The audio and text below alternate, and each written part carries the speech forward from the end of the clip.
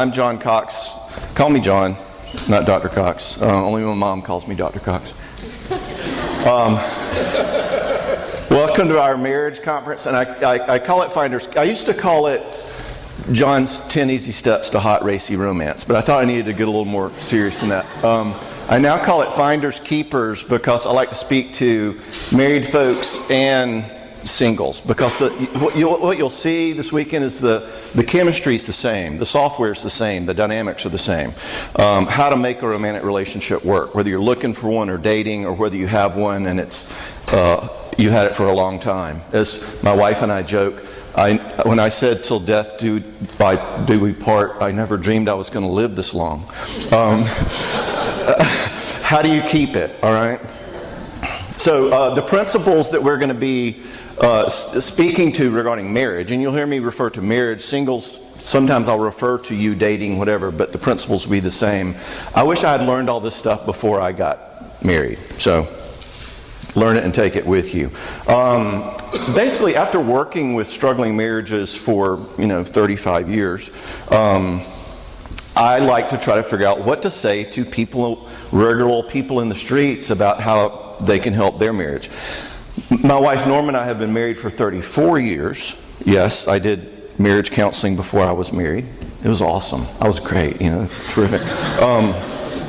We have 3 daughters, all of whom are grown, all of whom have jobs, which is on my resume. They're all girls, and I have a 1-month-old grandson, so it's a boy, all right?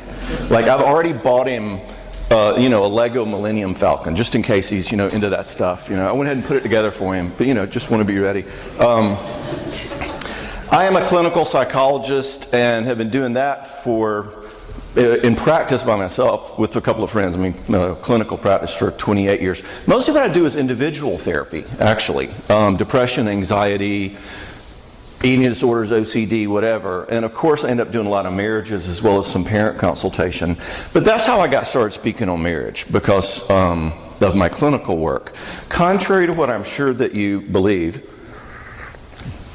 my speaking on marriage did not begin by my wife saying, "Honey, you make marriage so blissful, you've got to share your secrets. This is not, the other wives are missing out. You've got to tell the other guys how to make it so wonderful." That's not actually how it started at all. She's actually, I think, given up believing that I'm actually going to do any of this stuff, So my professional credentials are going to have to suffice this weekend. I'm as big a knuckleheaded spouse as the rest of y'all. It just won't seem that way because speakers always sound really good at what they're speaking about. A woman came up to my wife at a marriage conference once, and she said, "Oh, what must it be like to be married to him?"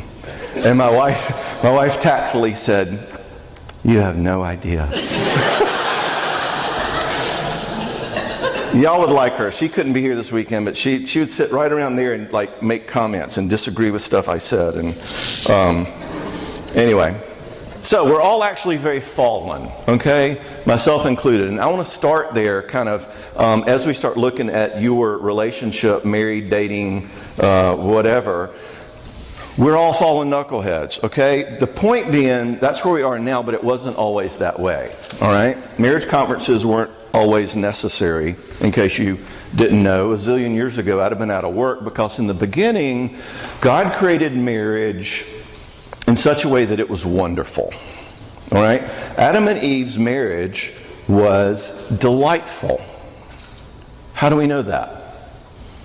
We know it because the Bible tells us that, and it tells us that in a simple phrase, and it's all you need to know, and it's all we still hope for. How does the Bible describe Adam and Eve's relationship? Anybody? Right, you missed it if you're not looking. They were naked and not ashamed. Now, that's not describing the first nudist colony, okay? That's describing a relational status. In other words, Adam and Eve in their marriage, now try this on, try this on. Adam and Eve in this marriage were able to be really who they were, and it was delighted in. There wasn't any hiding, real me, and you like it. No posturing, no criticism. They were just who they are, and it was love. Try that on. Isn't that what you want? Still, isn't that what you're looking for in your marriage? I want to get down to the guts of what's driving both of you in your marriage. Okay? It's not, oh my gosh, we're getting the bills paid. At some level, God created you to long for that kind of bliss, that kind of knowing, that kind of connection. I mean, anybody want that? We'll pass a sign-up sheet around, and every one of us would sign because we still want this. I mean, that's why people get married, right? That's what you're hoping for, right? When you're single and going, oh my gosh, I'm afraid I won't get married, what you're afraid is that you won't get that. If you talk to us really about our marriages, you might settle down. But what you're hoping for is this, all right? Special connection and great sex, and he leaves little notes on your car, and you finish each other's sentences. Good. All right. A lot of pop culture references this weekend. You're going to have to stay frosty. All right. So we were created for this. And Adam and Eve had it, and something in you still wants it every day. That's why you get so angry and critical and nasty at your spouse when your marriage feels bad. You're created for this wonder, and it hurts when you don't get it. Okay?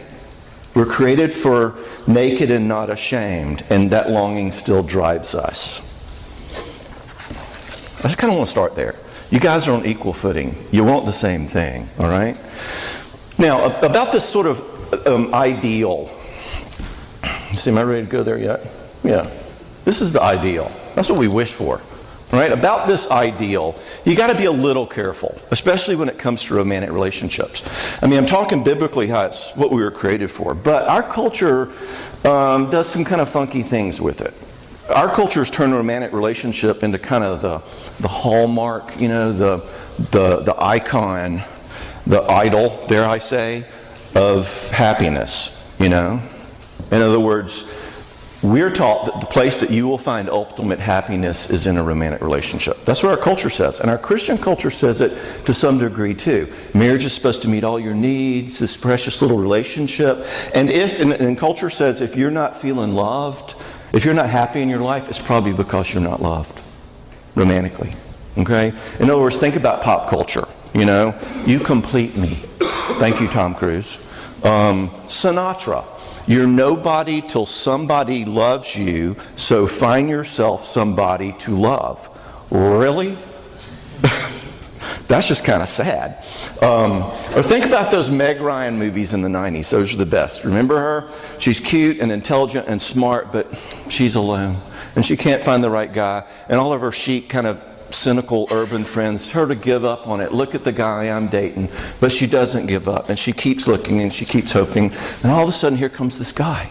And maybe he's got mail, or he owns a bookstore, or he's an angel, or he's from another time, or he's on top of the Empire State. But they're all the same movie, right? Okay? Right. And now she gets exactly what she wants. And now she's cute and smart and not alone. It's wonderful, okay? And our Christian culture kind of does this. Your marriage is supposed to be this precious little place where just you two are going to get away weekends and really fulfill each other, all right? And we don't publicly take into account the fact that all of us are really messes.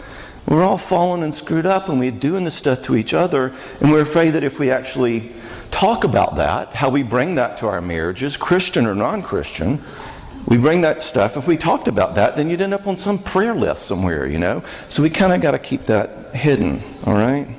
I don't like that. So we had this ideal. And that's in the back of your mind. And as we're going to say in a minute more, one of the reasons you fight is because you're trying to get it back. But maybe you find ideal at first. And it's just wonderful. You know that new love feeling. I mean, that's what tricks you into getting married, right? It's going to be great. We're going to be different, you know. And along comes, however, reality knocking at the door. And so all of a sudden we have stage 2, which I call the ordeal. Or the raw deal.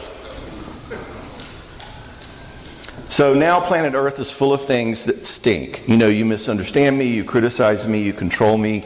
Norma says, sometimes just the way he breathes annoys me, okay?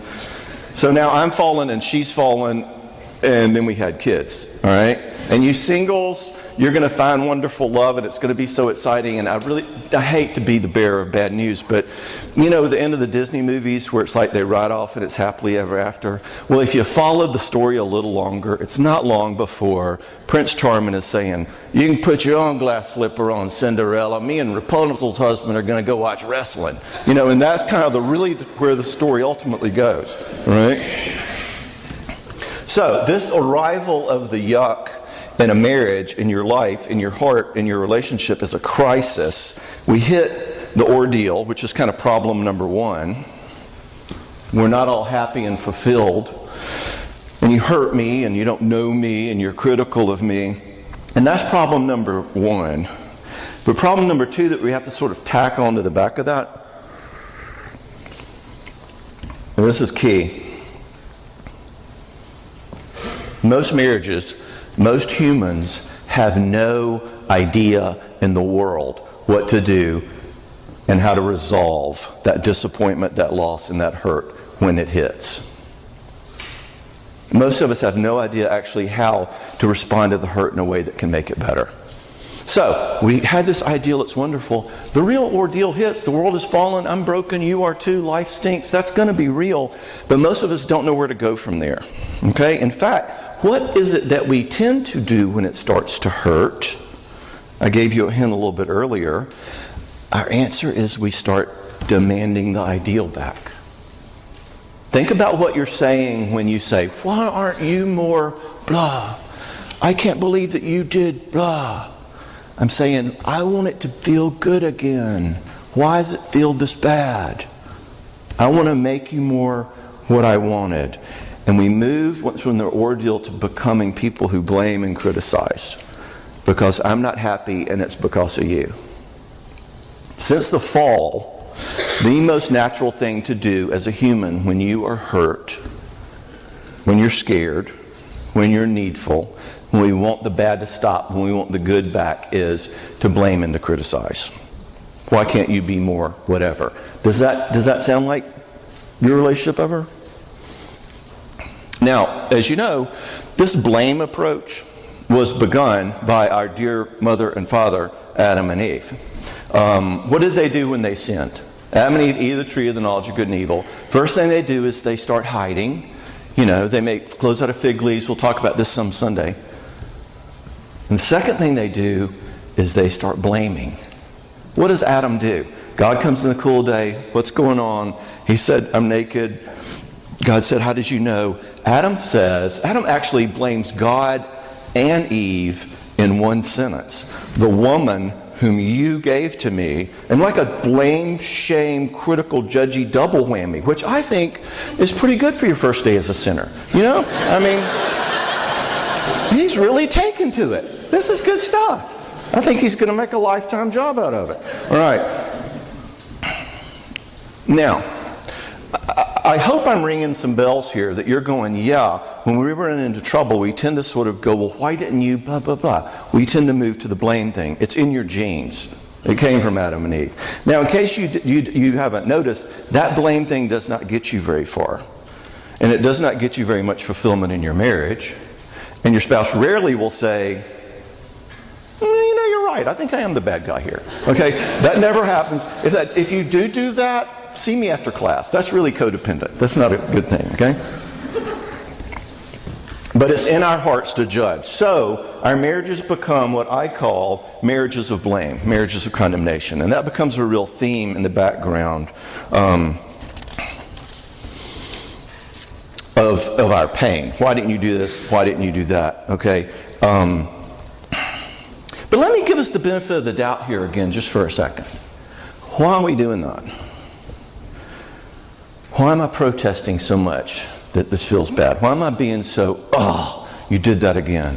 Why am I doing that? Think about what we're saying. What I mentioned earlier. I want to swing back to that. You had the ideal, you were happy, you both let each other down and it hurts. We then start trying to point out who the bad guy is. If only you, then our relationship would be better. And that's really nasty and it's a blame marriage. But why are y'all doing that? Remember, it's what I said earlier.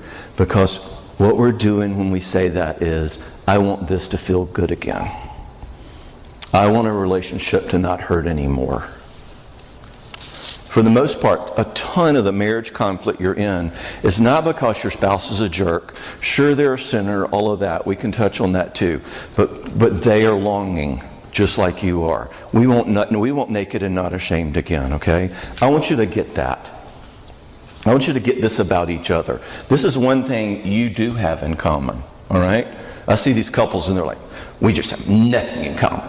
And I'm like, well, one thing you have deeply in common is you're both hurting and you both want the hurt to stop. As far as that is concerned, you guys are same and samesies, all right? You're besties. You've got it all in common, all right? So anyway, we hit the ordeal, we run into problems, the ordeal, we live fighting to try to get the ideal back. The reason I want to touch on that is because it's so easy to vilify your spouse. They're kind of bad, they're on my case. What we're wanting is to feel good again. You're both wanting that. I want to help you get it, all right?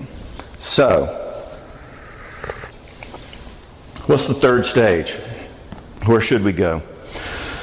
Well, the only hope I believe where to go after the ordeal is, in a sense, it's the gospel applied to marriage, and it's what I want to teach you this weekend, and it's what I'm going to call a growth marriage, a marriage of love and truth.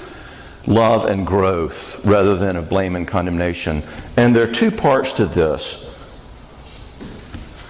First thing we're going to do in this marriage, starting right here with Cox standing up here in front of you, is I want to start to try to make it safe in your marriage for you to be fallen.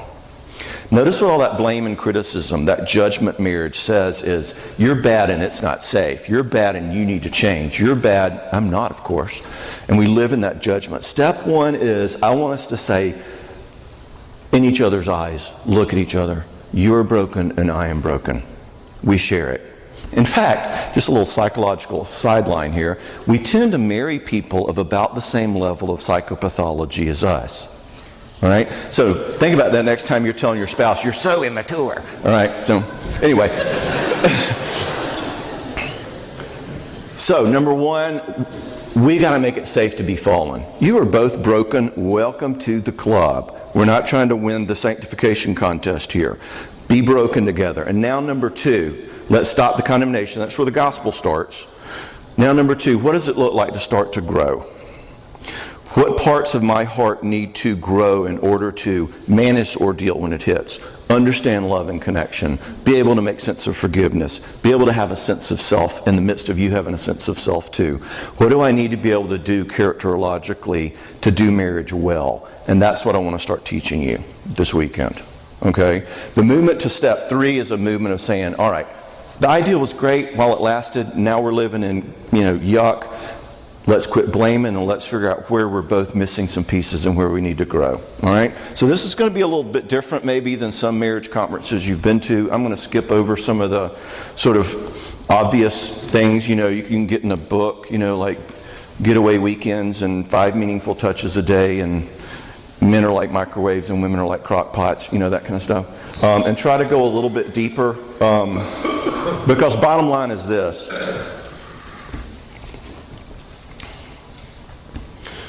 The issue of a growth marriage is about what it looks like to grow in your character.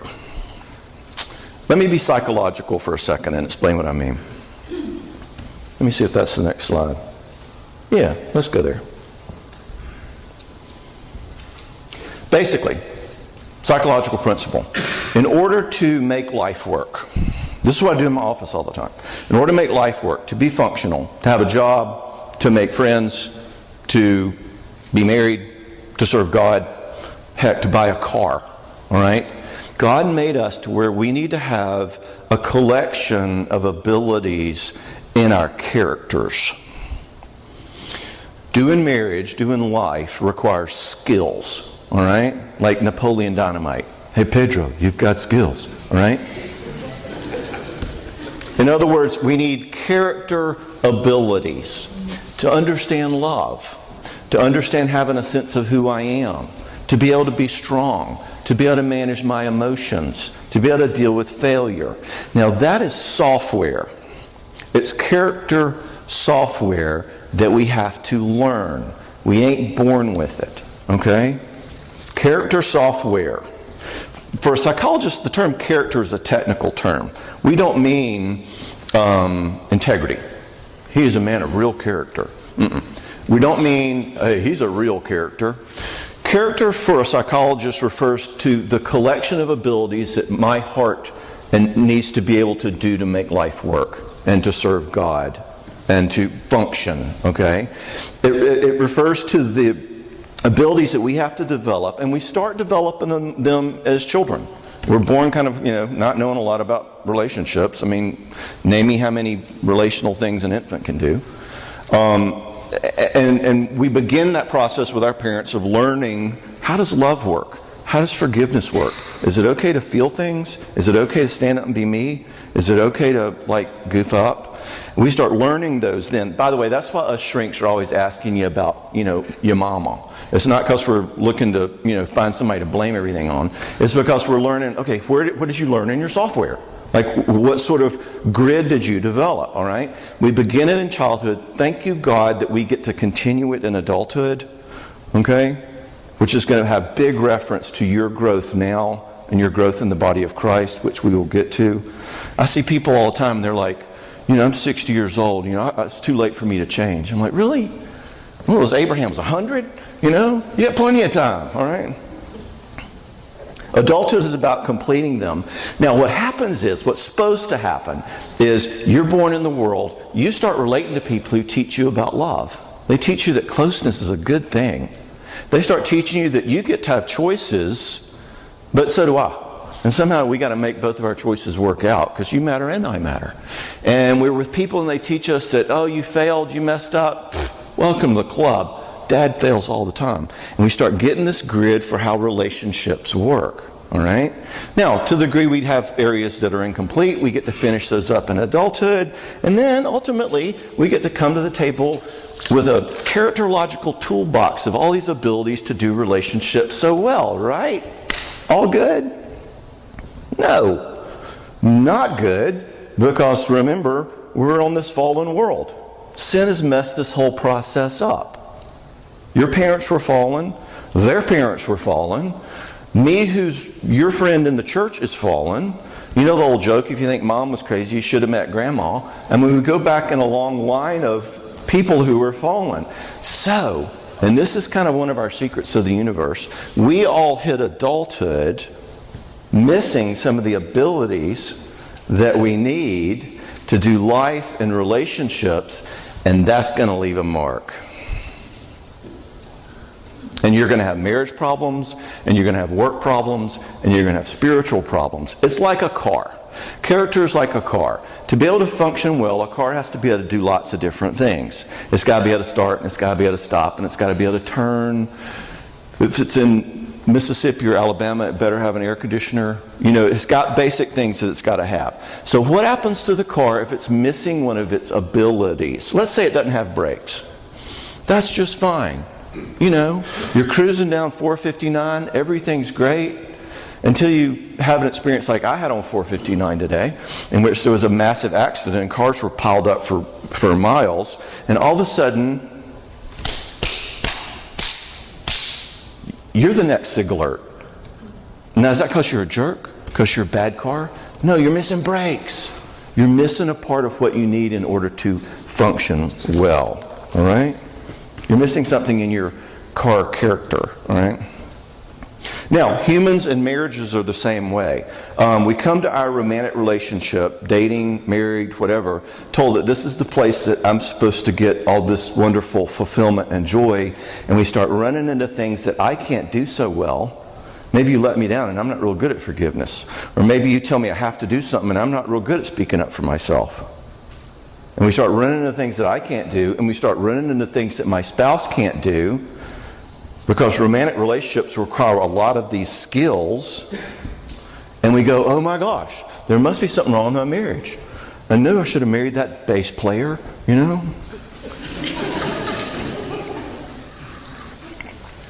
But the problem is that I'm lacking character abilities.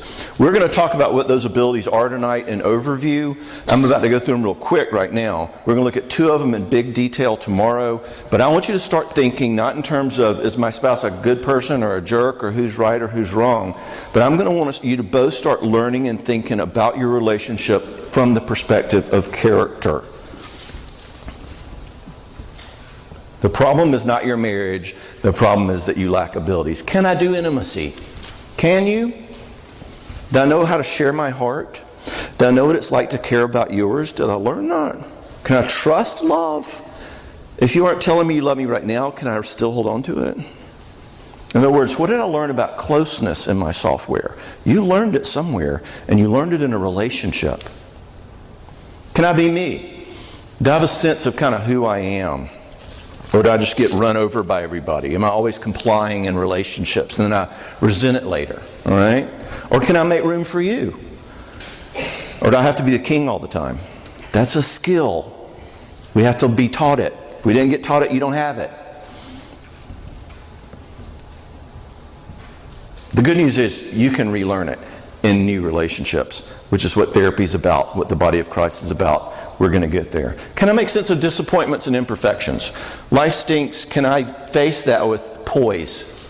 Or am I always in a position of protest? Like, this is inexcusable. That kind of person. And finally, do I have the ability to manage my emotional world? In other words, do I have impulse control? When I get flooded with a feeling, do I just go off? Or can I stop, back up, look at it and go, whoa, that made me really mad. What am I going to do with this? Can I think instead of just popping off? Can I manage my emotional world? That's something we have to be taught. The flip side of that is, can I bring my emotions into the marriage at the first place? Or am I kind of the Mr. Spock? All right? Now, can we do this stuff? By the way, as we look at these, those of you who are paying attention will notice that the things that we're talking about that make your character work are going to so parallel the things that God calls us to in Scripture that He calls righteousness. What does righteousness mean? The Greek word there is accuracy. Living complete in the image of God like Christ. Having the abilities He wants us to have. Love, steadfastness, humility, forgiveness, self-control. Okay, that's what I just read you. Now, of course, that would make sense. If a psychologist does good psychology and finds out what makes humans tick best, it ought to parallel what God's been saying all along, right? All right, so we're talking about your sanctification here at the same time, all right? So here's our practical premise and another secret of the universe. Ton of the reason that you struggle in your marriage is because both of you are incomplete.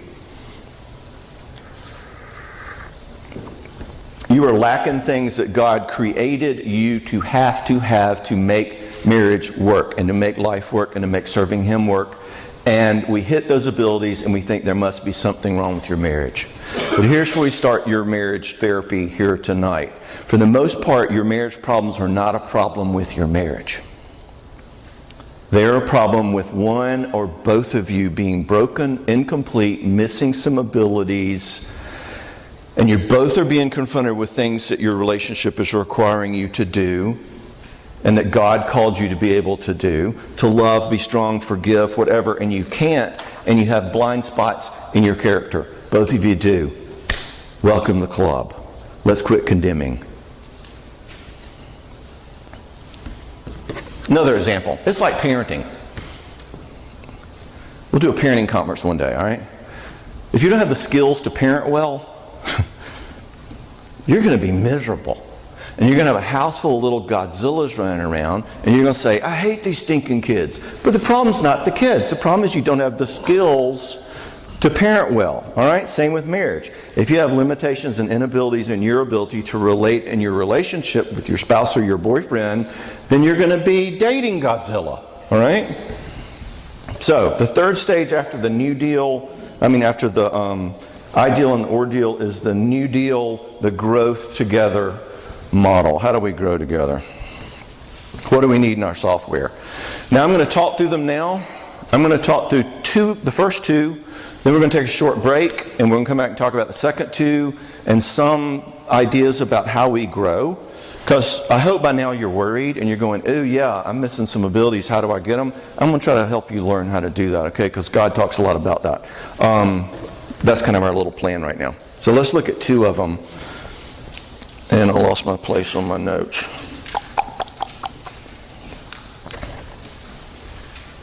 Okay, yeah, we're going to talk about it now. And as we do, what I want you doing, y'all can hold hands if you want to while you do this, is I want you to both be thinking, could this be one of my blind spots? Is this one of the places I'm missing? Is this one of the places my spouse is missing? Is this that thing she's been trying to tell me for 10 years? All right? Can my girlfriend do these things? I'm wanting to marry her, but she can't do intimacy. You know, I want you to be thinking this way, all right? And I want you to be looking at your marriage or your relationship not just as a place where your spouse is a jerk, the marriage of judgment thing, but as a place where you're both incomplete in the image of God. You're both fellow fallen people. Shake hands. You're on the same team here. And let's start thinking how we can grow. You see how I'm building something that kind of works like the gospel? Step number 1 is let's get the condemnation thing out of the way. Step number 2, now how do you grow to be more Christ-like? I just figure it's a good enough plan for God. It's a good enough plan for your marriage. All right? Same kind of dynamic.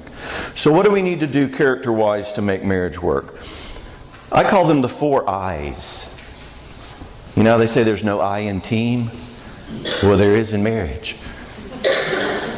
4 of them, in fact. All right? Number 1, intimacy. And we're going to need to be able to go 2 ways with this. We're going to need to be able to go 2 ways with all of them. As my old therapist used to say, it's a mighty thin dime that don't have 2 sides. All right? So both the intimacy thing is going to have 2 aspects of it. I'm going to call them, can I let you in and can I keep you in? Let's look at them. Can I let you in? We're going to look at the intimacy piece, heavy duty, first talk in the morning, how to be close, how to be connected, and also how to trust, love, and not be needy. Anyway, so intimacy is first in the morning. So if any of you guys want to sleep in, we'll understand. It's okay. You know. Anyway, can I let you in? What does that mean? Think about what we usually talk about in our lives. You know, we kind of chit-chat. We do news, sports, and weather. Sort of like, you know, I can't believe Trump's last tweet, or, you know, how about that Crimson Tide, or, you know, as we say in the South, how's your mama and them? You know, we chit-chat. We kind of, you know, news, sports, and weather. Or we communicate to solve a problem. Like, you know, have you paid the bills yet? Or I think Johnny has ADD, or, you know, should we remodel, or whatever. Now, those levels of communication are cool. That's valid, all right? We need to be able to function in life. And we'll talk about that tomorrow. Practical functioning is helpful. But if this is all you do, if this is deep as you can go, then something's really going to be missing, all right? If this is the deepest you can go, is chit-chat, giving your opinion, solving problems, I'll tell you how to fix that, then we will never get a real sense of who you really are in your heart. Okay? Can I let you in means, do I have the ability, did I learn in relationships to understand what it feels like to be me? Some people don't know. Okay? Consider that a problem. Can I communicate what it feels like to be me? Here's what's worrying me. Here's how I feel about you on our 15th anniversary. Here's my heart. Here's how mad I am at that guy at work. Here's how fed up I am with the kids. My heart. Can I share that with you? And thirdly, can I care what it feels like to be you? See, this goes both ways.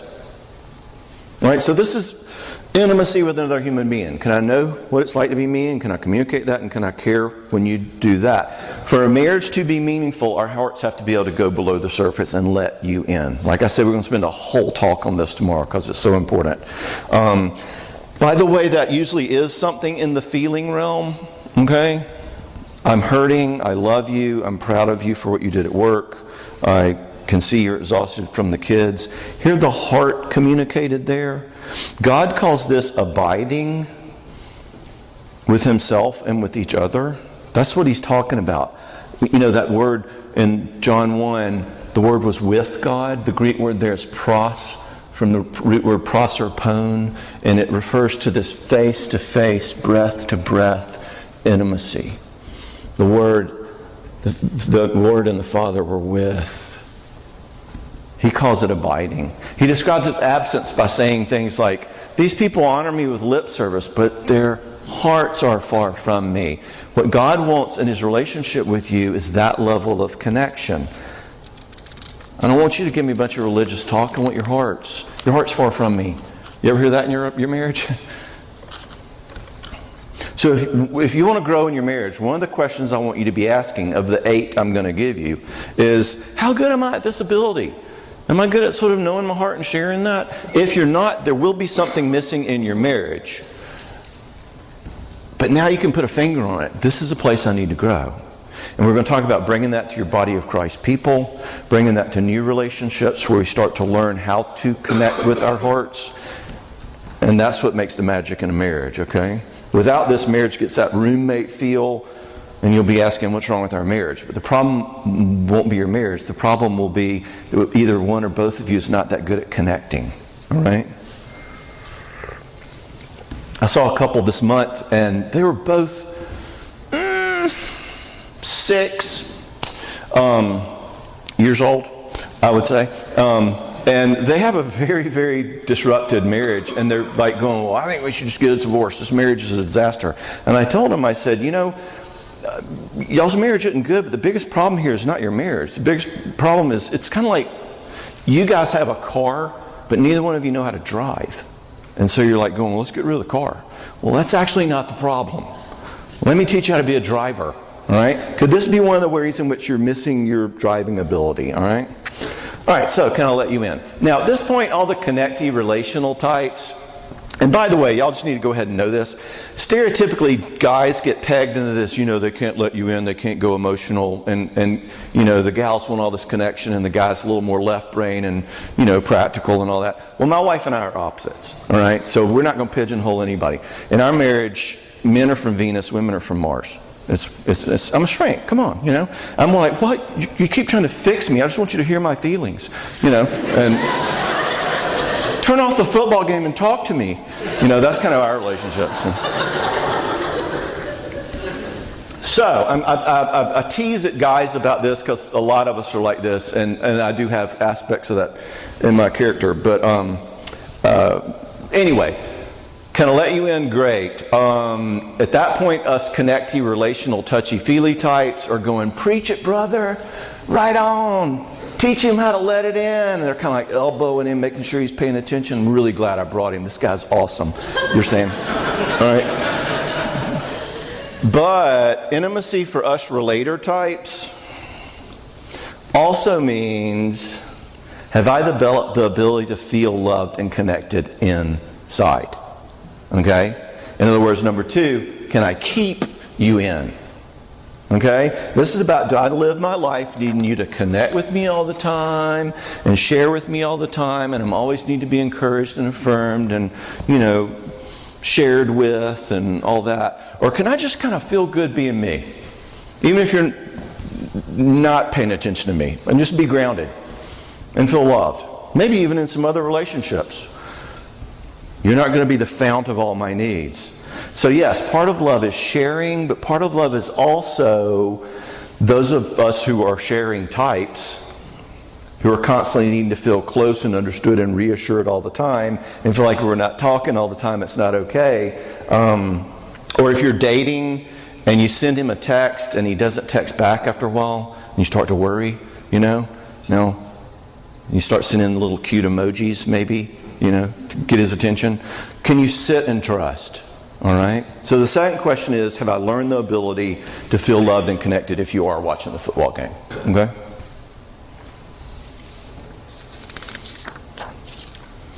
That's about intimacy. Can I let you in? Can I share? Can I be close? Can I also hold on to love? The lion's share of responsibility for receiving love belongs to the receiver. And if you're living and feeling, I'm not feeling loved, one of the questions we're going to ask is, well, what are you doing when you get it? All right? We're going to ask your spouse, wow, why are you running from love in the first place? You see how that's a dynamic in your relationship? Now, what happens when those two people meet? They get married. Unfortunately, that was a joke. Sorry. Not a funny one. It's not funny at all, but yeah. All right, so now, if you struggle here, and let you in or keep you in. I hope you find one of them where you struggle a little bit. We want to find your blind spots. That's, if you struggle here, that's cool. I'm sure you do. That's cool in the gang. Admit it to your spouse. Hey, I don't do this really well. And quit fighting. This is that thing you've been telling me I don't do so well. You're right. I don't do that. It's one of the blind spots. Write it down. Okay? Help me, and I'll help you. Okay? Instead of what we usually do is, oh my gosh, what's wrong with you? You're such a needy, demanding shrew. Oh yeah, well, instead of getting married, you should have just hired a maid. Real life-giving stuff. All right. Number 2. Oh look, that's on there twice. I'm new to this technology thing, so this is one of my blind spots. Can I be me? Can I let you be you? Can I be me? Can I let you be you? That's our next point. For emphasis. This is really important. All right, the next one is identity. And that is, even though we're one when we get married, there's still two people involved, all right? In other words, there's more to intimacy and connection than just attachment. There's also the issue of separateness. There's more to relationship than candlelight and bath soaps and Adele music, okay? There's also the issue of, being powerful, all right? Individual separateness. And again, two sides, mighty thin dime. Can I be me and can I let you be you? In other words, can we both matter here? This is going to be the issue of mutuality. This is going to be the second thing we talk about tomorrow, because the second thing we're going to talk about tomorrow is conflict. How do I make sense of the fact that I'm me and you're you, and what do we do with that? Because we don't agree all the time. How do we deal with that? Okay? And there's a sense in which the two most important dynamics in a marriage are making sense of intimacy and making sense of mutuality. I want to be close, and yet we both matter. We're going to disagree. We're still two different people. That's going to be a yin and yang that you'll hear a lot about tomorrow. So, can I be me? This is the ability to know who I am, what I want. Biblically speaking, what I value. What's my treasure? This one asks, can I have my ideas, even in the context of you having yours? Can we be close, but I can still be different from you and disagree with you? You know those people who, and half of you probably approximately are those people who sort of can't be me if somebody else is not going to like it. They kind of always have their antenna out and upsetting somebody, and it doesn't feel like cool for them to be them. They'll say yes to everything. They're on every Sunday school committee. They can't pick a restaurant. Oh, anywhere's fine. Sort of the lack of opinion thing. And these people can often live very controlled by other people and by their spouse. They still live in a sense in that compliant child position. In other words, they're still living like, is that okay with you? Are you upset at me? And that's a really nasty place to live as an adult, because you're always in a one-down position. And there are a lot of people in your life, probably your spouse, who are very glad to keep you there because they get to make all the rules and you don't speak up very much. But ultimately, this person will blow and explode or disappear or get depressed. If you live here too long, it's not good for you. You got to have a sense of you, okay? So this is the ability to have a sense of me, to have a seat at the table. This isn't taking over the table, because remember there's another question. But I do have to ask, can I have a voice? I see people all the time in my office, and they have a lot to say about their demanding, controlling spouse, and what a jerk they are, and how they're always telling them what to do. And they're always telling me how to drive, and they're telling me how to manage my money, and they're telling me I'm not loving them good enough. And that's all bad and everything. But I always ask them, let me just ask you a hypothetical. What if instead of complying with them all the time, or living afraid of upsetting them all the time, or doing their bidding all the time, what if you said to them, look, I'm glad to discuss this with you. Great. I'll work with you. What you want matters. But I'm not okay with you just sort of telling me what to do and ranting if I don't do it, because what I need matters here in our relationship too. In other words, I say to them, what if there were two people in this marriage? Go figure. You might have with the best marriage in Jefferson County. What do you know? Yeah. I don't know if you were in it. And they go, oh, well, they'd get really mad. And this person's living their whole life based on how this other person is going to react. So can you be you? And it's an ability we learn. We learn in relationships, hey, look, this is who I am. And do people get mad at us? Do they welcome that? Do they have room for that? I learn, is it safe to be me? And if you didn't learn it when you were younger, God gives you the second family, which is all around you, to help you finish that up, all right? So, can I be me? This is an ability that we learn. We need a sense of self, in other words. Now, this is not selfishness. Selfishness means only I matter. Okay? This is stewardship. Let's put it in biblical concepts. This is stewardship. Can I know who I am? Can I make choices based on that? Can that be a factor in our relationship, a player in the game? God calls this having a ye. All right? You know, when Joshua was leading the people in the promised land, what does he say to them? Choose ye this day whom ye will serve. Now, who's your ye? The children of Israel had to go, who am I going to serve? He's up there going, it's for me and my house, we will serve Yahweh. Is that what I want to do? Who's your ye? You got to have a ye, right? Now, once you have a ye, you can use that ye to be hurtful. You can be selfish, but you got to have a ye to do anything. Who are you? What do you value? That's stewardship. That's godliness. By the way, another version of not having a me that's just a pet, I won't say peeve, but yeah, let's do. Peeve of mine. Another version of this is, besides being a doormat, is being passive. Passivity is the nice person's sin. Okay?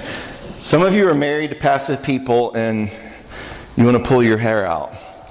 Because this is where a passive person I do not initiate in my life. Okay? In my relationship, in the problems in our marriage, I'm not the one who ever creates anything. I don't create an idea. I don't remember to call the plumber. I don't come back after our fight and initiate resolution. I don't initiate sex. I don't do things independently. You're always having to tell me. It's always on your shoulders. And maybe I'll comply, but if you didn't push it, it would never get done. Now, this makes your spouse crazy. Let me tell you why it makes them crazy. It makes them crazy because living with a passive person puts them in an incredible double bind. Think about what their options are. You're not going to do anything because you're afraid of conflict and failure and whatever, so you shut down the system and you're passive. Now, what are their options there? They can either do nothing and nothing will happen, or they can do something which enables you to continue being passive because they're always picking up the ball. See the double bind? It makes them crazy. All right? So those of you who are passive, let's tune into that as one of your blind spots. Can you be you? This is what I want. I want to initiate something. This is part of being in the image of God. You know, who's the guy who got in trouble in the parable of the talents? The passive guy. I buried it. I was afraid. I knew you wanted to reap where you didn't sow, so I didn't want to take any risks, so I buried it. And you know what happens to him, okay? So passivity is not a good thing, all right? But it doesn't get much billing in the church. You know, it's not one of the real nasty big gossip sins. Like, can you believe that story about him being passive? That just doesn't happen, you know?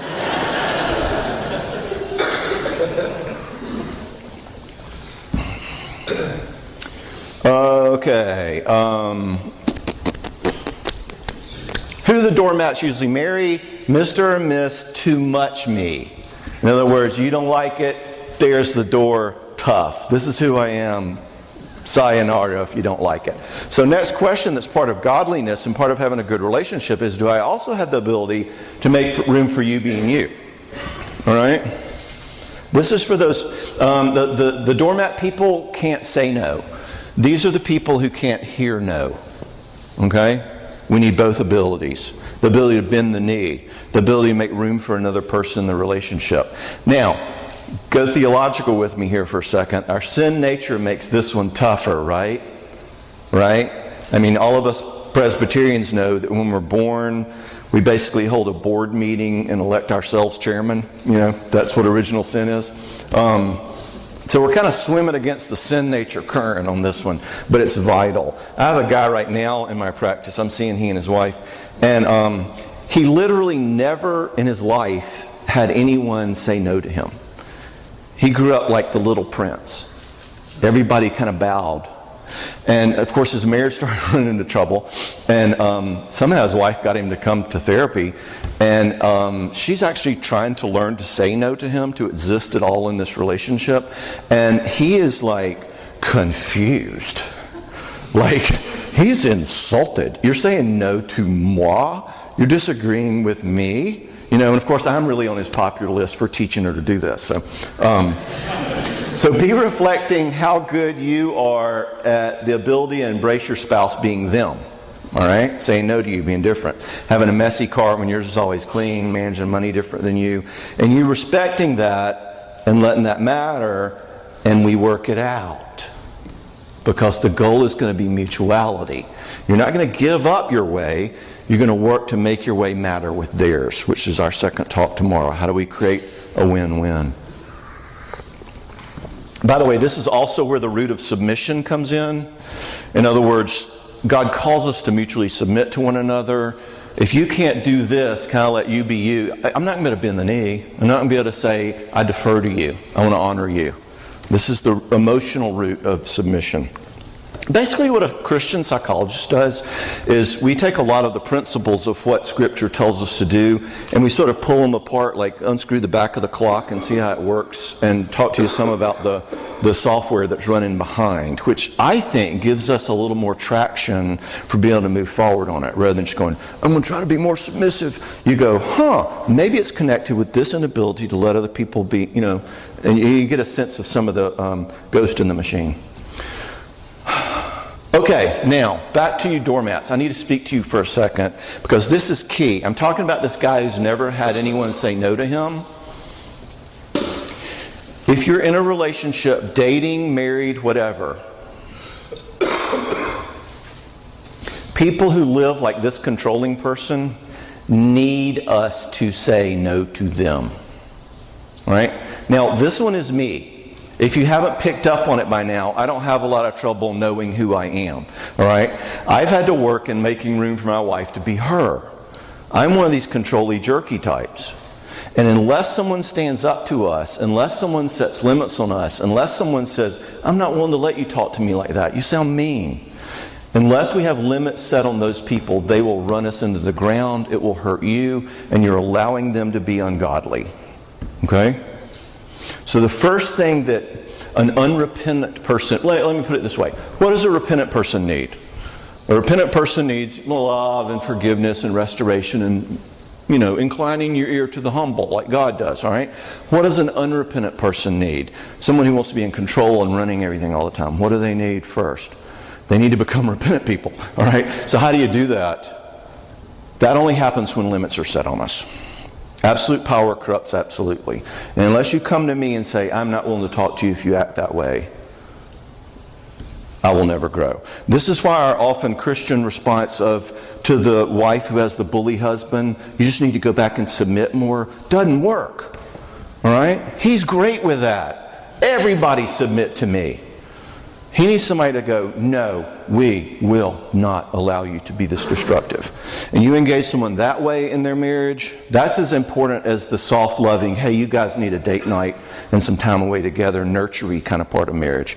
If we want churches to be building better marriages, we have to build the love and the strength part both.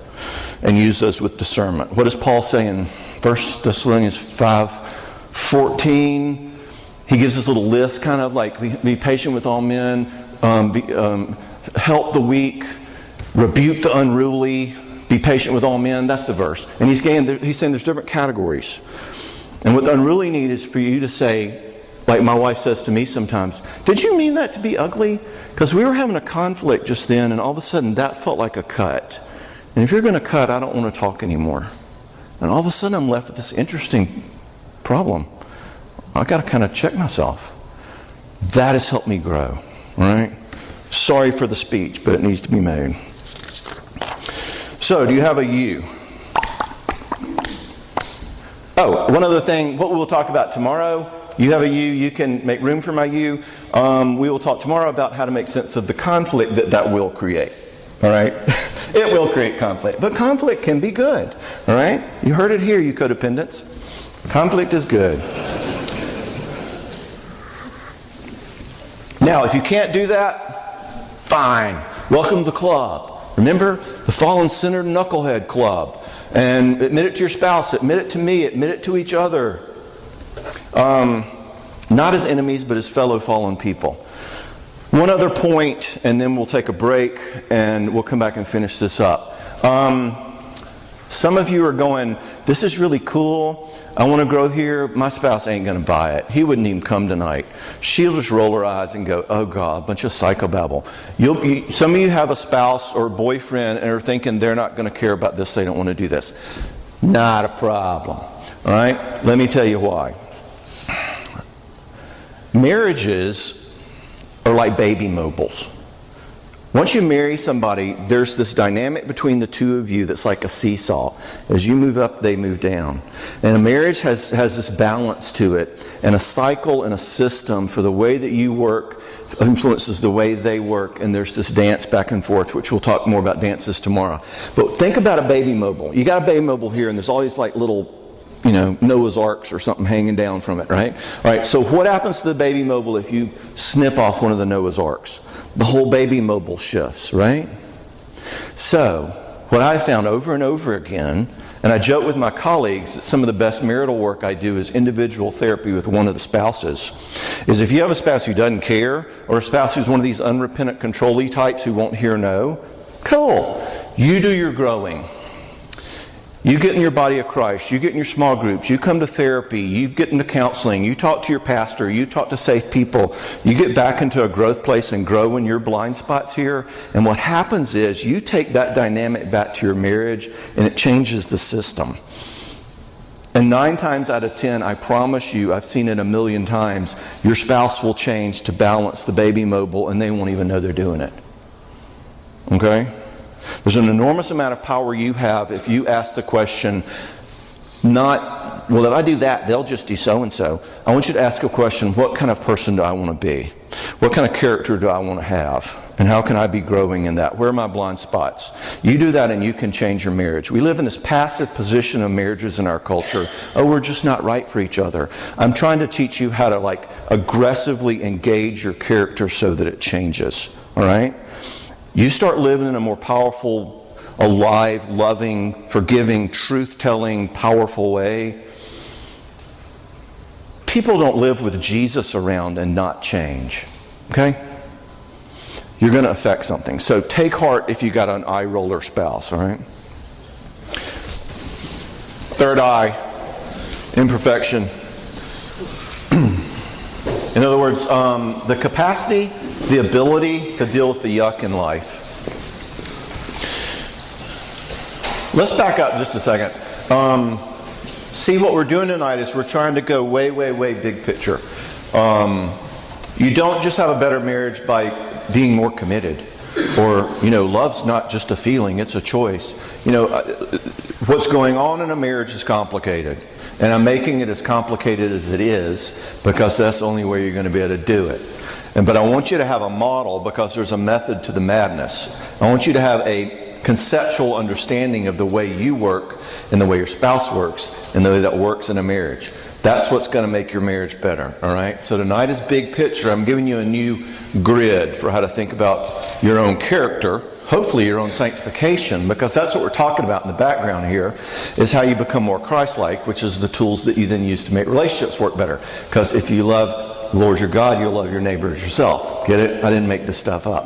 I want you to have the model, and then we're going to get more practical tomorrow morning and put some hands and feet on some of these things. Imperfection. In case you have not noticed, things on your planet are not perfect. Remember the ordeal. Your spouse is not perfect. Your boyfriend, your girlfriend, if you're looking for perfect, you will not get married. Unless somebody's really good at, looking good on the surface until the facade comes off. So your spouse is not perfect, and yes, you heard it here, October 31st from Dr. John L. Cox. You are not perfect either. All right? So life in marriage is hard, and your life will not work very well in any capacity until you come to grips, until you can make sense of, until you can come to have some peace with the fact that everything on this planet that's not a Facebook post is not perfect. Okay? And as we said earlier, a gigantic amount of marital problems that we have are actually due to the cockamamie ways we try to deal with the imperfection in the first place. So imperfection comes, we deal with it in really stupid ways and make it even worse. Like we said, we usually tend to deal with the yuck in life through some form of protest. Like we called it blame and criticism. We encounter junk in the world we don't like. We become demanding. We become critical. We become finger pointing. We become blamey. Or we do the flip side. Remember, mighty thin dime that don't have two sides. We become more compliant. We try harder. We become perfectionistic. Okay? So for our marriages, for our spiritual life, for your dating, you need to be taught, as kids preferably, that'd be great. That would have been great, wouldn't it? How to make sense of yuck and disappointment and sorrow and loss without blame and attack and criticism and perfectionism. Okay? So we need to be literally taught that. Part of the fall, if part of what it means to be born under the law, as Paul says, is that we come out of the womb living in a condition of judgment. And we're also born fish out of water. We were designed to live in Eden, and now we live in this awful place. So we really are starting one down on this one, maybe 6 down. This is a hard one to learn. That's why everybody is insecure. That's why everybody has trouble dealing with pain. That's why everybody is a perfectionist. People go, "Oh, I'm just a perfectionist." Really? Aren't we all? I mean, the rest of us are going, "Man, my day's going too good. I think I'll just drive into that cop car." You know, we are all perfectionists, okay? You don't get any special points for saying you're a perfectionist. All right, so can I forgive you? And by you, I mean you in particular, but can I forgive the world? I'm in a hurry. I'm trying to get to my hotel. There's a wreck on 459. Can I have a level of peace that says, "Hey, kind of stinks. Maybe I'm late. We'll work it out. Things aren't perfect. This is kind of a pain." Can you metabolize the yuck? Or do you start to freak out? "Oh my gosh." Okay. Can I forgive you? You in both the singular and plural senses of the word. And can I forgive myself? All right. Can I forgive you? Let's look at that one first. Can I face the loss and the tension and the sorrow that comes when others are not what I long for? Face it, you have a sense of what you wish they were like. And you probably tell them about it. Can I face the loss of that and stay grounded and stay loving? Can I grieve that instead of protesting it? Or do I become kind of a persnickety controller? You know, "Oh my gosh, you spent what?" You know? Can I make sense of the fact that my spouse does not do things perfectly, like moi? All right? Now that's an ability. I had a client come in the office not long ago, and he came in and he plopped down on my couch. And yes, I have a couch. And a pipe and a sweater. They hand them out at graduation. This feels kind of loud to me. Is that too loud for y'all? All right. Anyway, he plops down on my couch and he goes, "I hate my wife." And I'm like, "Whoa." And he goes, "She's like all her stupid women's clubs, and like she's always feeding the children chicken nuggets, and like she never works out. And it's like, ugh, she just disgusts me." And I'm like, "Well, this is going to be interesting. Where am I going to go with this?" And then he showed his hand. Then he said, "And here I am crawling back to therapy to whine about it." And I went, "Got it. This is not a marital issue. This is not a problem in his marriage. This is a problem that he is just as self-condemning as he is her condemning, which is usually the case. When Jesus says, "Be careful how you judge, because it will be judged the same way to you," that's not talking about some sort of eschatological event of judgment one day. He's saying the sword cuts 2 ways, coaches, and whatever your heart of judgment is going to cut in as well as it's going to cut out. So this was not about his marriage. This is about his complete inability to make sense of things not being the way he wanted, be it her or himself. We as kids, and we need to relearn as adults, that good enough is good enough. We need to be taught in our experiences with people who love us that love is bigger than the bad. You're fallen. This world hurts. There's nothing worse than forgetting your lines in the play. I can't believe your girlfriend broke up with you. We are with you. Love does not go away. The only way we get grace and that poise in our guts is when we suffer in the presence of someone else who touches us, even though we feel devastated. The only thing that gives us that ability to survive loss and the helplessness and the sorrow that comes from how life is not the way that we want is to experience that loss in the presence of another person and see that love does not stop. Love survived the fall.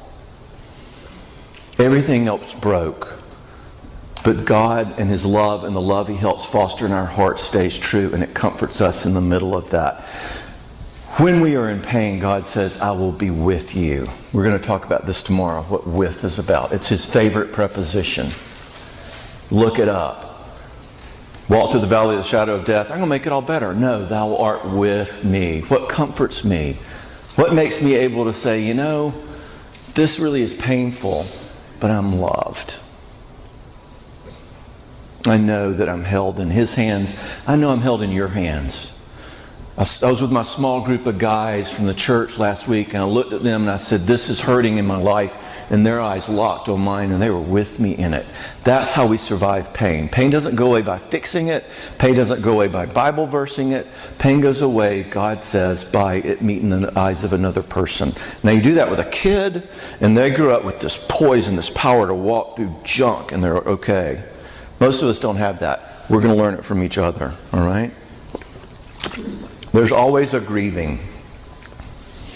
Your spouse is never going to be some of the things that you want. And here's how grief works. This is a conference in itself. But grief is a medicinal, progressive emotion. You can feel angry forever. You can feel anxious forever. You can feel depressed forever. But if you feel sad, if you feel true sorrow, if you feel grief and mourning the way God created it, it's the little toolbox He kicked out of the back of Eden when He threw Adam and Eve out. You're going to need this because it's some sort of an emotion where if I engage it, somehow my pain gets better.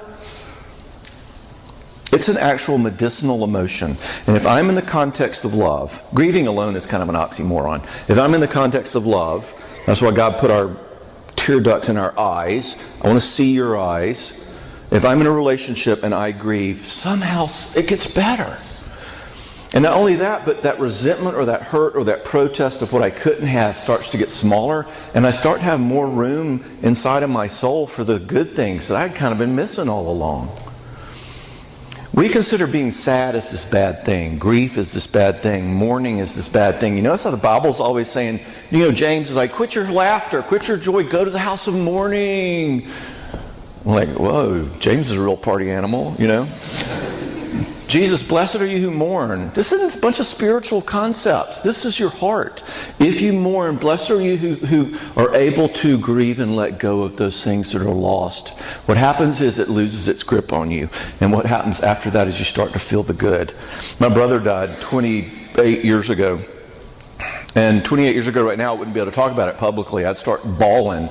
I can now. Why? Do I love him less? No. Grief takes that sorrow and it takes the edges off of it. And it makes it soft and it makes it loving. And it's like this wistful, dear sorrow now instead of this sharp stab. All of our losses are like that. And when we encounter the pain in the world, what God calls us to do instead of taking, what sin is I don't like the way things are, so I'm going to take that because it's going to make me feel better. And I don't have to really deal with what I don't get. If Adam and Eve had grieved, we wouldn't be sitting here. They would have said, oh God, that tree is so delightful to eyes and profit will make one wisdom. I want it. But God says we can't have it. I wish we could have it. We got a lot of other trees though. If they had grieved what they couldn't have instead of taking because they didn't want to let go and feel sorrow, we wouldn't be sitting here right now. Sin is because we don't grieve, we take. We don't wait upon the Lord, we take. So grief is, like I said, it's a conference in itself. We can talk more about it as we go. But you will never make sense of the yuck in the world unless you make sense of grieving in the context of knowing what you do have and cannot be taken away from: love, with, connection with God, with His people. That's our hold on. All right?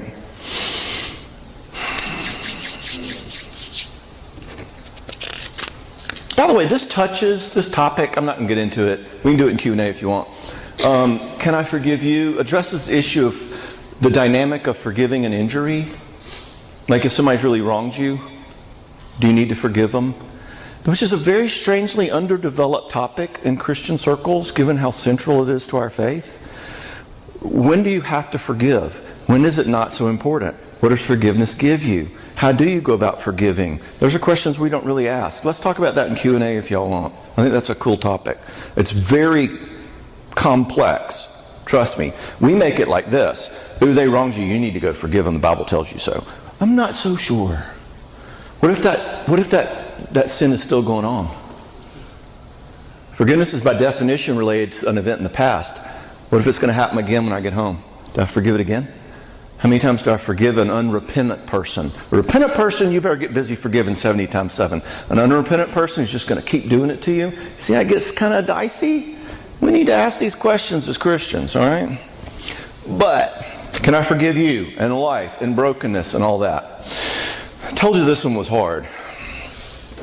Secondly, can I forgive myself? In other words, this is the issue of, can I take in grace about my own brokenness? Can I fail and not be humiliated?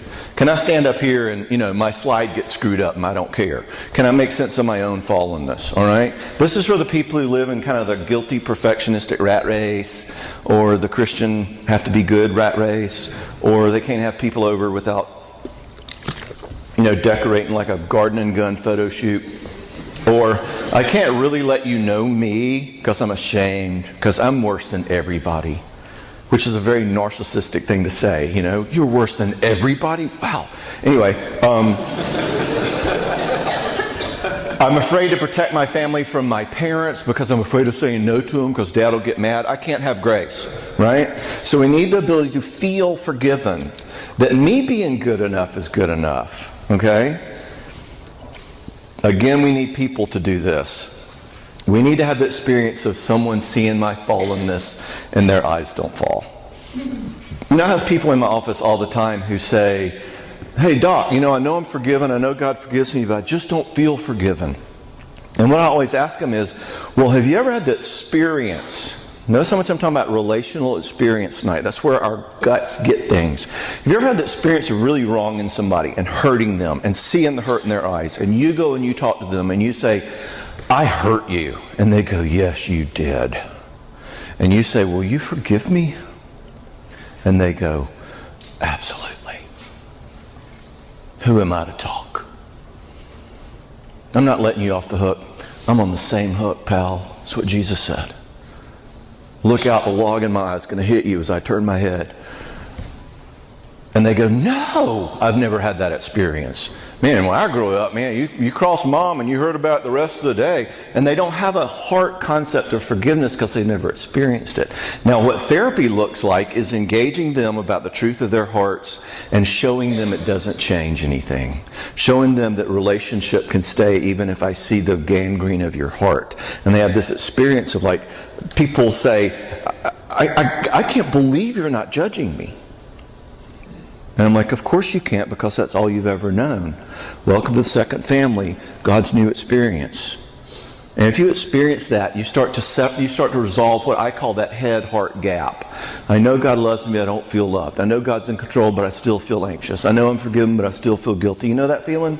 Well, that's because we learn our heads in books and Bible studies and, whatever. We learn our gut through what we experience. And that's why, I'll save that for later.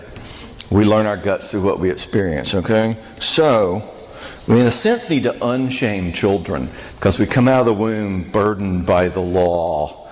We're under the law, and we need to help kids go. I used to say to my kids, yeah, you screwed up. You're doing your job. I'm like, what? I go, well, my job's to be a psychologist, your job's to be a kid, and what kids do is screw stuff up so you learn. So you're doing your job. Great job. Only difference between you and me is I'm 30 years older than you screwing up and doing my job. So we're sort of all in the same boat. And you sort of unshame them, all right? Only then is there room for me to disappoint other people and I don't freak out.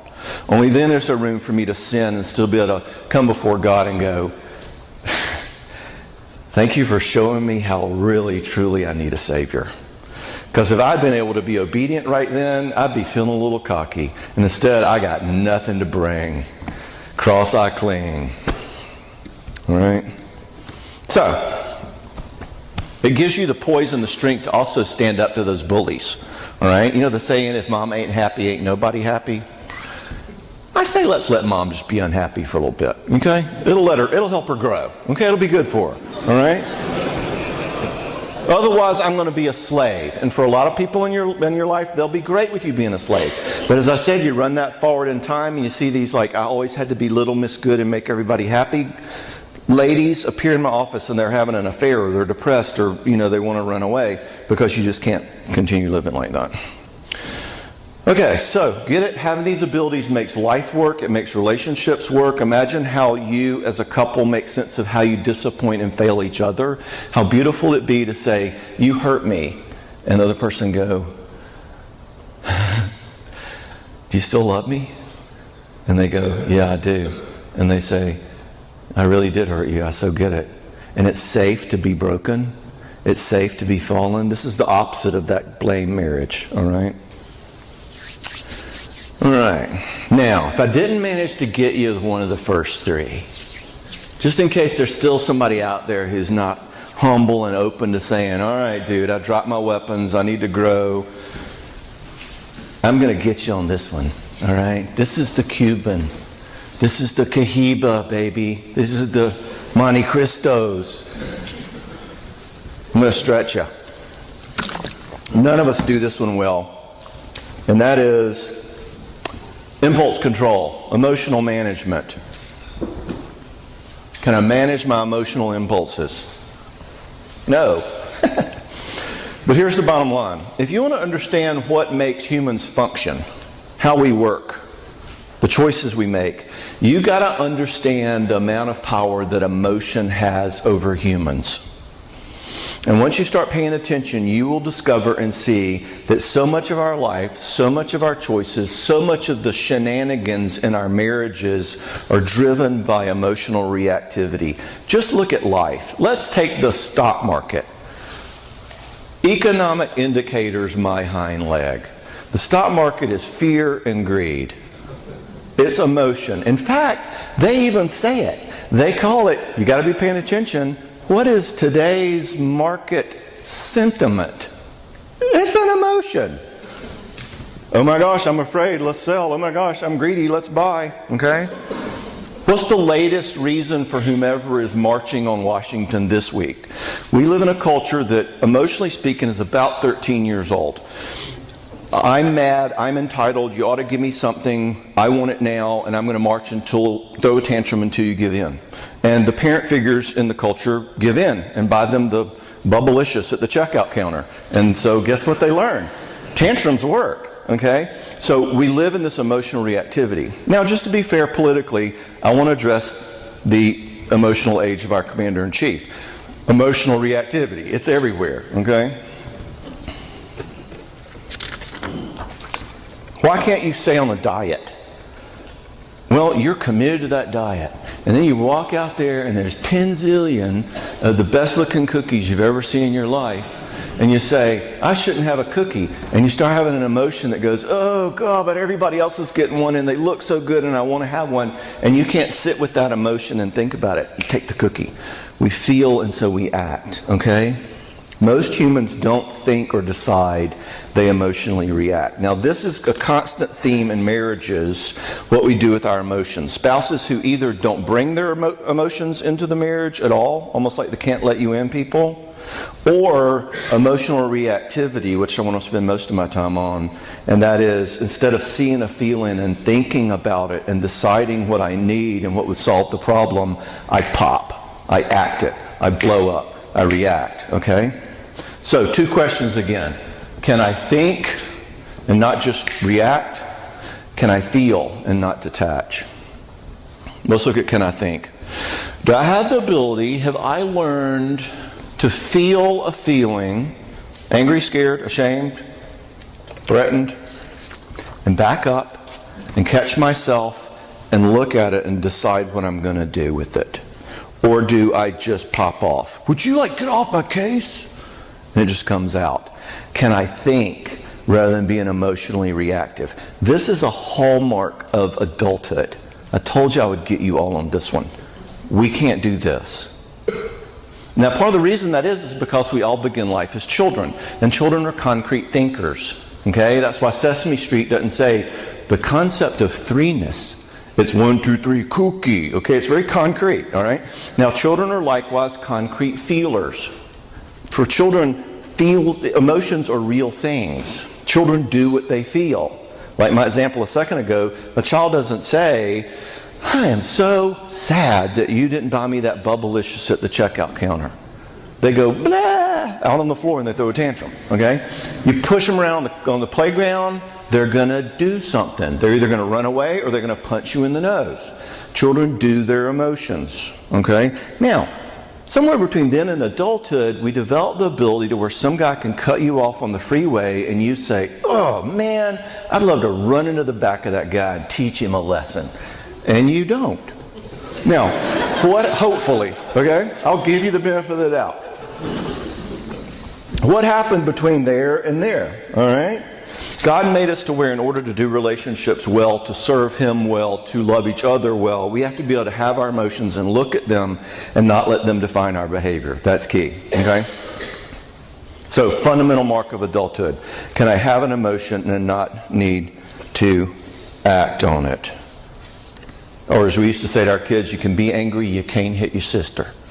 Or as God says, you can be angry but sin not. Get the themes?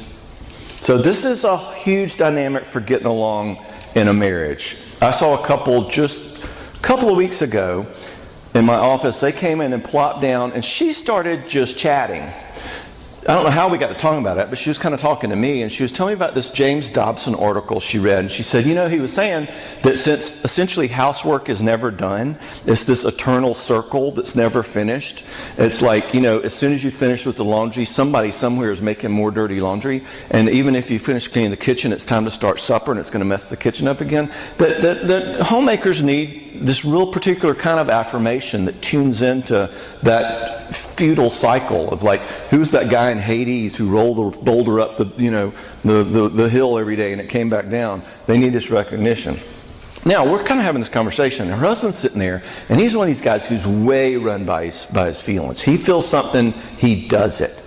And immediately, I'm watching him becoming more and more and more emotionally triggered. It's like in the cartoons, the thermometer,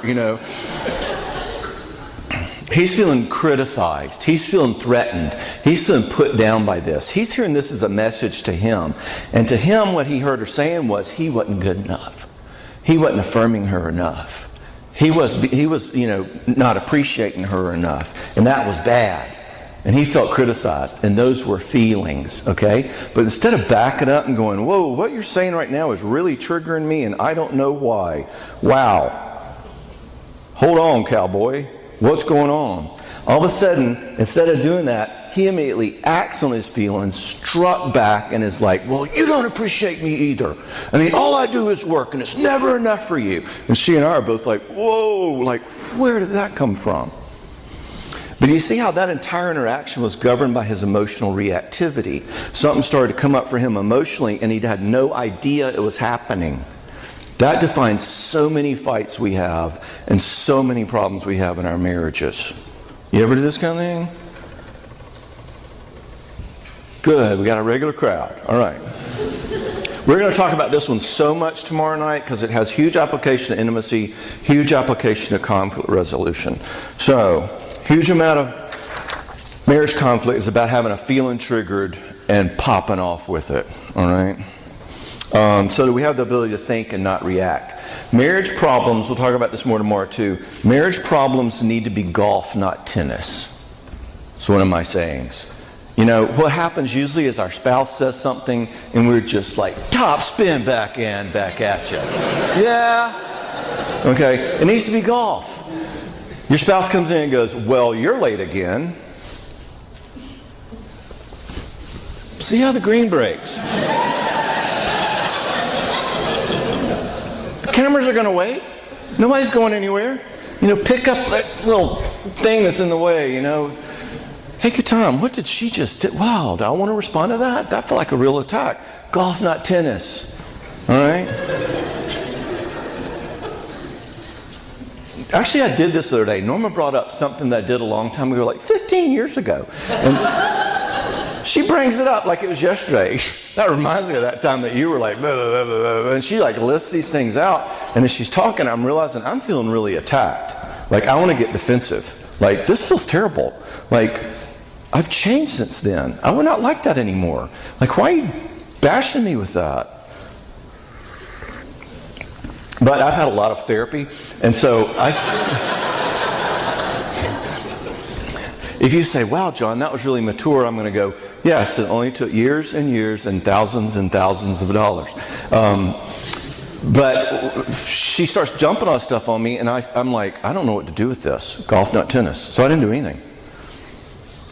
And I stepped back, took time out. We'll talk about this tomorrow. And I thought, what is it I'm needing? What felt bad about that? And I thought, I feel really attacked, like shamed, like she's saying I'm bad for something that I've really grown a lot in. So I really need her. I went back and I said, can I ask you for something about what you said earlier? I get that hurt you back then, and maybe it still even does. Can you recognize also some that I changed some in the process, in the midst of that?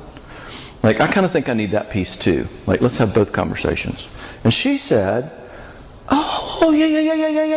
I don't even know why I did that. I think that was my issue. I shouldn't have done that to you. And we never had a fight, okay?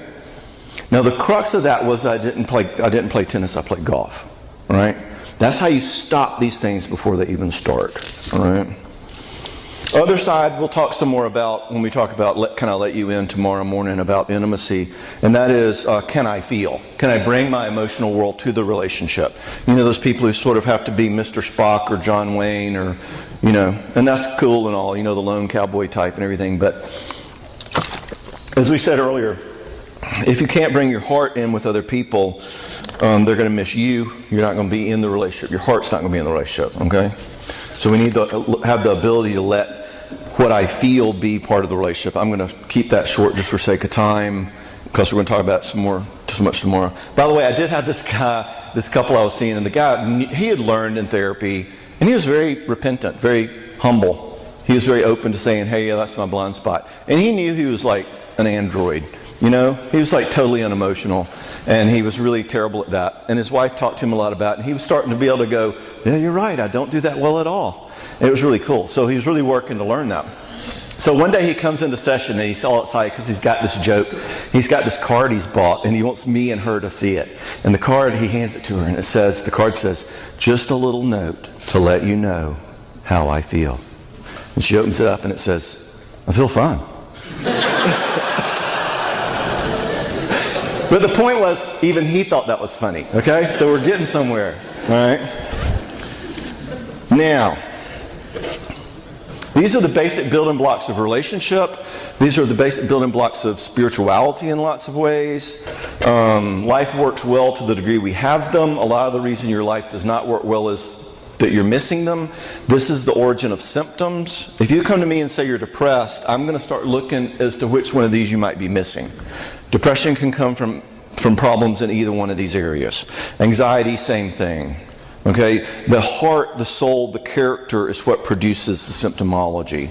And it's what's going to screw up your relationship. Now, I want you to use these to diagnose your marriage. Okay?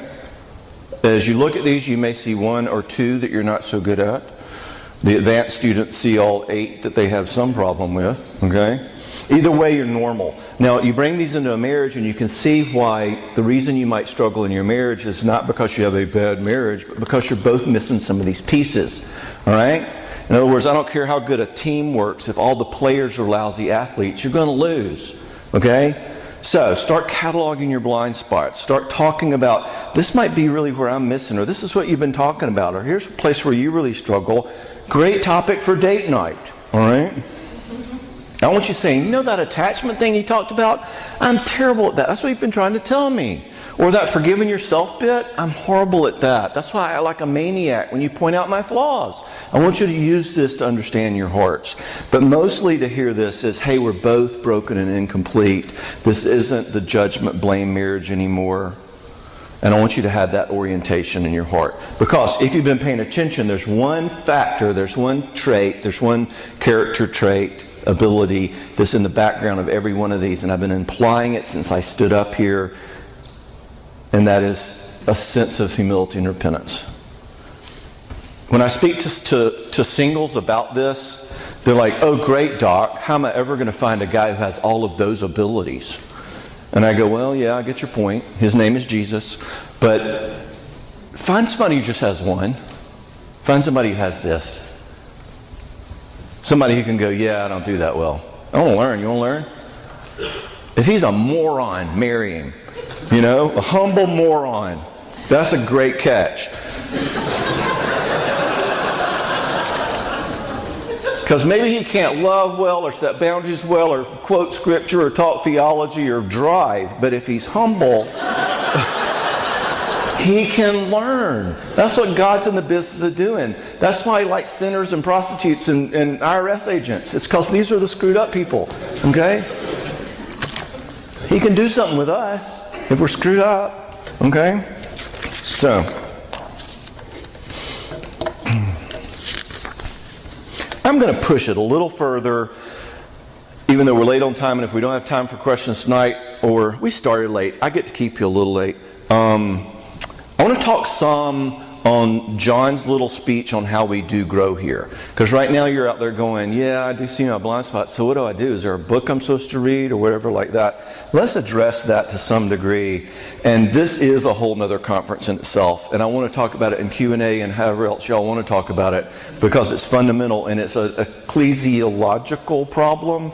It's how we look at the church. Is that the way you say it? Ecclesiological? Ecclesiastic? It's ecclesial. All right. How do we grow? Whole conference in itself, but let me just give you the helicopter ride over Manhattan. This is where the body of Christ comes in. I've been giving you little hints, dropping hints about this the whole way, but this is the second family. You grew up with parents, they're your first family. God's smart, right? He knows you didn't get everything finished in your childhood, and that's not where you go to analysis. It's where you get into life-giving, growing community. All therapy is, at least my view, Christian therapy, is a systematized, strategic form of fellowship of the each others in the New Testament, of bringing the truth to one another. I just really know how people work, and I'm good at getting at stuff that maybe your prayer partner would miss, okay? But that's the only difference. It's still fellowship in a articulated way. God created us to develop these abilities in relationship. And He says,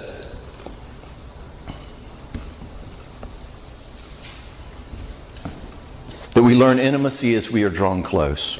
And we learn identity as we are respected. And we learn forgiveness, like my story of you bringing your brokenness to me, and I'm like, yeah, me too.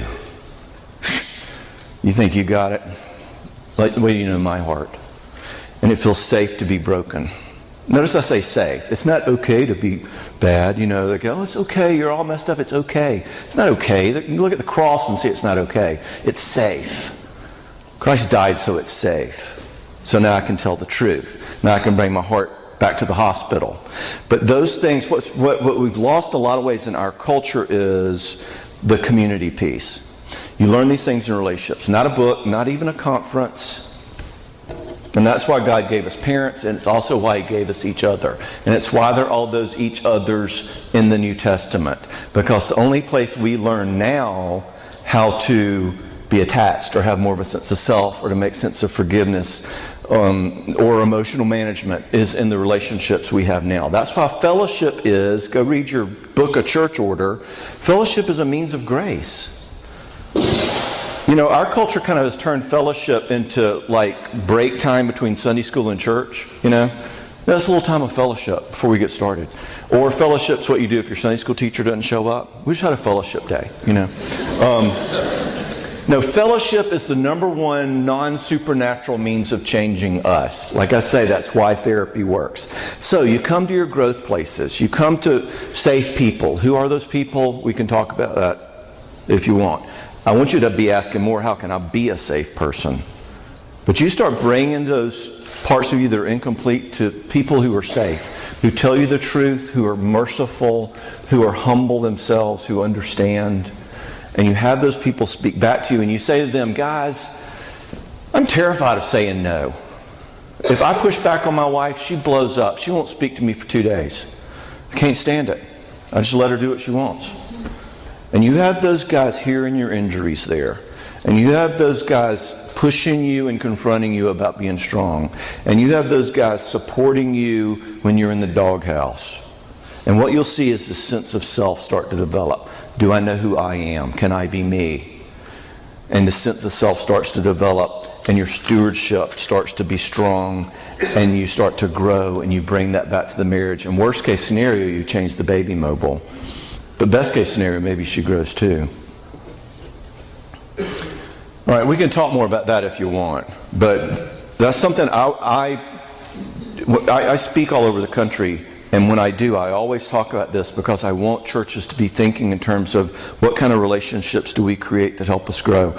I spent 2 years with a church in Atlanta building their small group ministry and training their leaders, because it's like a small group ministry where people can come and start bringing my heart, get it out of the darkness into the light.